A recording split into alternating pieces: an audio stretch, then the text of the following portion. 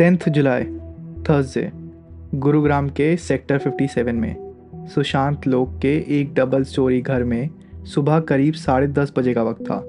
राधिका यादव अपने किचन में खाना बना रही थी।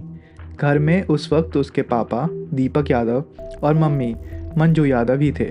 अचानक एक ज़ोर से बैंग या फिर एक्सप्लोजन की आवाज़ आई। नीचे ग्राउंड फ्लोर पर राधिका के अंकल कुलदीप यादव अपने बेटे पीयूष के साथ रहते थे। आवाज़ सुनते ही कुलदीप और पीयूष तुरंत ऊपर पहली मंजिल पर दौड़े।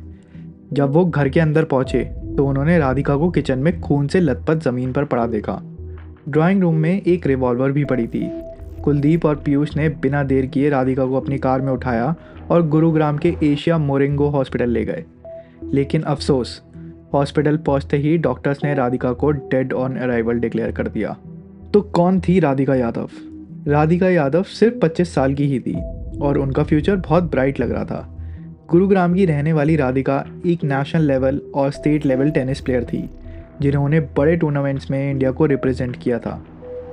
बचपन से ही उनका पैशन टेनिस के लिए बहुत गहरा था और उन्होंने International Tennis Federation women's double ranking में भी अच्छी पोजीशन हासिल की थी, जैसे कि 1999 की ranking. Scottish high international school से ग्रेजुएशन के बाद भी उनका पूरा फोकस टेनिस पर ही था।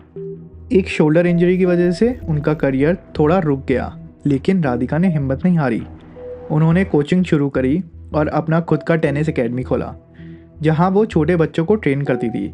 जो लोग उन्हें जानते थे वो उन्हें पोलाइट और हार्ड वर्किंग बताते थे। हरियाणा टेनिस एसोसिएशन के सीईओ ने भी उन्हें डिसिप्लिन और फोकस कहा था।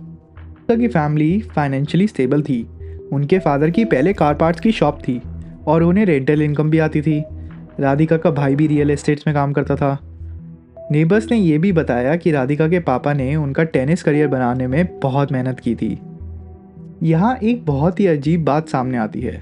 राधिका की ज़िंदगी में एक क्लियर पैराडॉक्स दिखता है। एक तरफ वो एक सक्सेसफुल और डिसिप्लिन एथलीट थी, जिन्होंने अपने पैशन को कोचिंग में बदलकर एक एकेडमी शुरू करी। उनके पिता ने भी उनके करियर में काफ़ी मेहनत की थी, लेकिन यही सक्सेस और फाइनेंशियल इंडिपेंडेंस उनके पिता के लिए एक गहरी इनसिक्योरिटी और उनकी डिग्निटी का मसला बन गई। ये एक गहरा सोशल थीम दिखाता है, जहां एक औरत की फाइनेंशियल फ्रीडम, भले ही वो उसकी अपनी मेहनत की कमाई हो, मेल ईगो को चैलेंज कर सकती है। रिसर्च मटेरियल में बार बार ये बात सामने आती है कि दीपक यादव को गांव के लोग टॉन्ट मारते थे कि वो अपनी बेटी की कमाई पर जी रहा है। फैमिली की फाइनेंशियल कंडीशन अच्छी होने के बावजूद उनकी परेशानी पैसों की नहीं, बल्कि सोसाइटी प्रेशर और रिस्पेक्ट की थी। ये बताता है कि कैसे सोसाइटल एक्सपेक्टेशंस और बाहर के लोगों की बातें इंसान के रिश्तों और उसकी सोच पर इतना गहरा असर डाल सकती है कि वो एक एक्सट्रीम कदम उठा लेता है। ये कि लोग क्या कहेंगे मेंटालिटी का डार्क साइड है, जहां लोगों की बातों का बोझ इंसान को इतना तोड़ देता है कि वो अपने ही खून का दुश्मन बन जाता है। जब ये इंसिडेंट हुआ, राधिका की मम्मी मंजू यादव शायद उस वक्त ग्राउंड फ्लोर पर थी। उन्होंने बताया कि उन्हें एक ज़ोर की आवाज़ सुनाई दी, जिसे उन्हें पहले प्रेशर कुकर फटने की आवाज़ समझा। जब वो ऊपर आई तो उन्होंने अपनी बेटी को खून में देखा। मंजू यादव ने पुलिस को वर्बली बताया है कि अपने पति के एक्शन पर विश्वास नहीं हो रहा था, क्योंकि राधिका का करैक्टर बहुत अच्छा था। ये क्राइम एक घर के अंदर हुआ, जो आमतौर पर सेफ्टी और अपनेपन की जगह होती है। राधिका किचन में थी, खाना बना रही थी और उन्हें पीछे से गोली मारी गई। ये डिटेल इस बात को हाईलाइट करती है कि कैसे एक इंसान अपने ही घर में अपने ही परिवार के सदस्य के हाथों मारा गया। पीछे से गोली मारना ये भी दिखाता है कि शायद दीपक में राधिका को सामने से मारने की हिम्मत नहीं थी, या फिर ये एक कैलकुलेटेड मूव था कि ताकि वो रेजिस्ट ना कर पाए। इस पूरी कहानी का सबसे शॉकिंग पहलू ये है कि राधिका को गोली मारने वाला कोई बाहर का इंसान नहीं, बल्कि उनके अपने पिता दीपक यादव थे। दीपक की उम्र 49 ईयर्स है। पुलिस ने घटना के तुरंत बाद ही दीपक को अरेस्ट कर लिया और दीपक यादव ने खुद अपने क्राइम को कन्फेस कर लिया। दीपक यादव ने पुलिस को बताया कि वो राधिका के टेनिस एकेडमी चलाने से खुश नहीं थे। उन्होंने राधिका को एकेडमी बंद करने के लिए भी कहा था, लेकिन राधिका ने मना कर दिया। उनका कहना था कि वो फाइनेंशियली वेल ऑफ हैं, तो राधिका को एकेडमी चलाने की ज़रूरत नहीं है। लेकिन असली वजह कुछ और ही थी, जो उन्होंने खुद कन्फेस की। जब मैं वज़ीराबाद गांव दूध लेने जाता था तो लोग मुझे टॉन्ट करते थे कहते थे कि मैं अपनी बेटी की कमाई पे जी रहा हूँ। इस बात ने मुझे बहुत परेशान किया। कुछ लोगों ने तो मेरी बेटी के कैरेक्टर पर भी सवाल उठाए। मैंने अपनी बेटी को टेनिस एकेडमी बंद करने के लिए कहा, पर उसने मना कर दिया। ये सिचुएशन मुझे बहुत परेशान करती थी क्योंकि इसमें मेरी डिग्निटी को ठेस पहुंची। मैं बहुत परेशान और स्ट्रेस था। इसी टेंशन की वजह से मैंने अपनी लाइसेंस रिवॉल्वर निकाली और जब मेरी बेटी राधिका किचन में खाना बना रही थी तो मैंने उसे पीछे से 3 बार गोली मारी। वो गोली उसकी कमर में लगी। मैंने अपनी बेटी को मार दिया।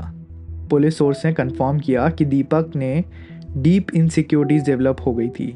वो लोगों के टॉन्ट से बहुत परेशान था। वो धीरे धीरे लोगों से कट ऑफ होने लगा था। पुलिस ने शुरू में कुछ और एंगल्स भी एक्सप्लोर किए, जैसे कि राधिका के सोशल मीडिया पर इंस्टाग्राम रील्स बनाना या किसी अफेयर का एंगल, लेकिन इन बातों का पुलिस या फैमिली ने कंफर्म नहीं किया। तो हमारा फोकस कन्फेस मोटिव पर ही रहेगा। दीपक का कन्फेशन क्लियर करता है कि उनका मोटिव डिग्निटी और लोगों के टॉन्ट से जुड़ा था। ये सिर्फ पैसों की बात नहीं थी, बल्कि समाज में इज्जत के गहरे कल्चर कॉन्सेप्ट से जुड़ी थी। फैमिली की फाइनेंशियल स्टेबिलिटी इस बात को और पक्का करती है कि ये पैसे का नहीं बल्कि एक सोसाइटल प्रेशर का इशू था। दीपक और राधिका के बीच में एकेडमी को लेकर हीटेड आर्ग्यूमेंट्स होते थे। ये दिखाता है कि टेंशन धीरे धीरे बढ़ रही थी। दीपक का परेशान होना और स्ट्रेस होना एक साइकोलॉजिकल बिल्डअप की तरफ इशारा करता है। अपनी लाइसेंस रिवॉल्वर निकालना और राधिका को पीछे से गोली मारना ये शो करता है कि एक प्री प्लान भले ही इमोशनल डिसीजन था, ना कि सिर्फ एक गुस्से में लिया गया कदम। घटना की खबर मिलते ही गुरुग्राम पुलिस ने तुरंत एक्शन लिया। राधिका के अंकल कुलदीप यादव ने एफआईआर लॉन्च करवाई। पुलिस टीम ने तुरंत क्राइम सीन का दौरा किया और दीपक यादव को कुछ ही देर में अरेस्ट कर लिया गया। मर्डर वेपन एक लाइसेंस .32 कैलिबर रिवॉल्वर जो दीपक यादव के नाम पर रजिस्टर थी, घर से रिकवर कर ली गई। पुलिस ने रिवॉल्वर से फिंगरप्रिंट्स कलेक्ट किए। वहाँ से 5 कार्ट्रिजेस मिले जिनमें से एक लाइव था। Revolver, live cartridges, blood samples और स्वैब को एविडेंस के तौर पर सिक्योर किया गया। ऑटोप्सी रिपोर्ट से पता चलता है कि राधिका को मल्टीपल बुलेट्स लगी थी, उनकी बैक और उनकी नेक में। दीपक यादव ने पुलिस के सामने अपने क्राइम को कन्फेस कर लिया। उनके खिलाफ मर्डर का केस रजिस्टर किया गया है। उन्हें कोर्ट में पेश भी किया गया। राधिका की बॉडी को पोस्टमार्टम के लिए भेज दिया गया है। पुलिस अभी भी सारे एंगल्स की जांच कर रही है और परिवार के लोगों से पूछताछ जारी है। इस केस में अभी तक कोई फाइनल वर्डिक्ट नहीं आया है। Accuse Deepak Yadav, weapon use license .32 calibre revolver. Evidence Deepak का कन्फेशन, रिवॉल्वर से fingerprint, cartridges, blood samples. Legal steps, arrest हुआ, FIR launch by uncle, case registered, presented in court. Currently इस केस में इन्वेस्टिगेशन चालू है। No final verdict. So we will meet you in the next video with another story. Until then take care, stay alert. Jai Hind.